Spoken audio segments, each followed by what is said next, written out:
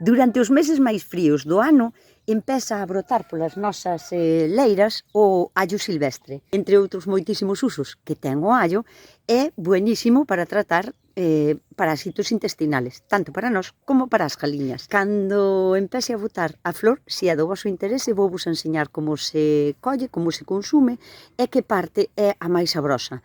Pero de momento, estas follas, as galiñas veñenlle de perlas. O allo, as galiñas vai a axudar moitísimo para tratar os bichos que teñan intestinales. Pero xa que esta planta nace silvestre, nestes momentos é o mellor que lle podemos dar. Que bonita esta galiña. Aquí é guapa. É suaviña.